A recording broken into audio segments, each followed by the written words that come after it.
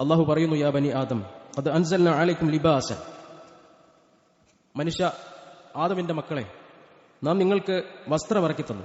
എന്തിനാണത് വസ്ത്രം ഇറക്കി തന്നത്?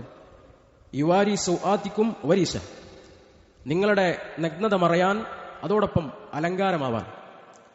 വലിബാസു തഖ്വ, അപ്പോൾ നമ്മൾ ബാഹ്യമായി ധരിക്കുന്ന വസ്ത്രത്തിന്റെ പുറമെ മറ്റൊരു വസ്ത്രം കൂടി നമ്മൾ അണിയേണ്ടതുണ്ട്. അതെന്ത് വസ്ത്രമാണ്? ലിബാസു തഖ്വ, തഖ്വയുടെ വസ്ത്രമാണത്.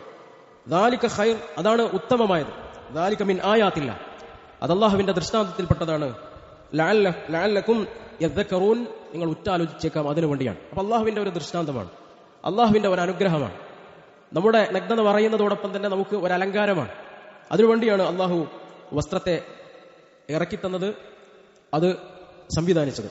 ആദം അലൈഹിസ്സലാം വസ്ത്രം ധരിച്ചിരുന്നു. ആ വസ്ത്രം ധരിച്ചിരുന്ന ആദം അലൈഹിസ്സലാമിനെ വസ്ത്രം ഊരാനുള്ള ശ്രമമാണ് പിശാജ് അവന്റെ പണിയിലൂടെ, പ്രവൃത്തിയിലൂടെ നിർവഹിച്ചത്.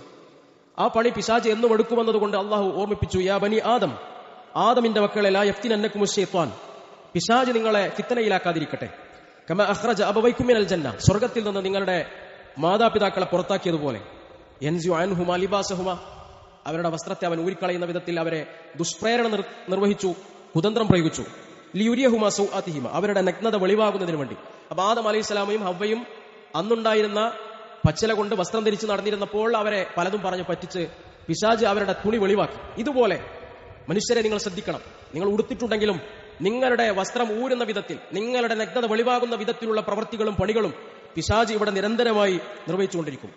ഫലമ്മാ ദാഖ ശജറത് ബദത് ലഹുമാ സൗആതുഹുമാ, അല്ലാഹ് പറഞ്ഞു, കൽപ്പിച്ചു, ഒരിക്കലും നിങ്ങൾ ആ മരത്തിലൂടെ അടുത്തു പോകരുത്, അതിന്റെ കായ്കനി നിങ്ങൾ തിന്നുപോകരുത് എന്ന് ശക്തമായ വിലക്കും താക്കീതും അല്ലാഹ് അവർക്ക് കൊടുത്തു. പക്ഷെ പിശാച് അവരെ പറഞ്ഞു പറ്റിച്ചു, അവരോട് പറഞ്ഞു ഇത് കഴിക്കണം. അങ്ങനെ അവർ അത് ആസ്വദിച്ചപ്പോൾ ബദത് ലഹുമാ സൗആതുഹുമാ, അവരുടെ നഗ്നത വെളിവായി. വതഫിഖാ യഖ്സിഫാന അലൈഹാ മിൻ മുബാറക്കിൽ ജന്ന, അവരുടെ നഗ്നത മറക്കുന്നതിന് വേണ്ടി രണ്ടുപേരും മത്സരിച്ചോടുകയും മരത്തിന്റെ ഇലകൾ പറിച്ചുകൊണ്ട് അവർ നഗ്നത മറക്കാൻ ശ്രമിക്കുകയും ചെയ്തു. അപ്പോ അന്ന് പിശാചെടുത്ത പണി, അള്ളാഹു അരുതെന്ന് പറഞ്ഞ വിലങ്ങുകൾ നല്ലതാണെന്ന് തോന്നിപ്പിച്ച് നമ്മളെ കൊണ്ട് പ്രവർത്തിപ്പിക്കുമ്പോൾ, ബാഹ്യമായി നമ്മൾ വസ്ത്രം ധരിച്ചിട്ടുണ്ടെങ്കിലും നമ്മൾ അറിയാതെ നമ്മുടെ വസ്ത്രം ഊരിപ്പോകുന്നുണ്ട് എന്നത് നിങ്ങൾ അറിയണമെന്ന് അള്ളാഹു വളരെ കൃത്യമായി ഓർമ്മിപ്പിക്കുകയാണ്. പിശാച് ആ പണി ഇവിടെ എടുത്തുകൊണ്ടിരിക്കുന്നുണ്ട്.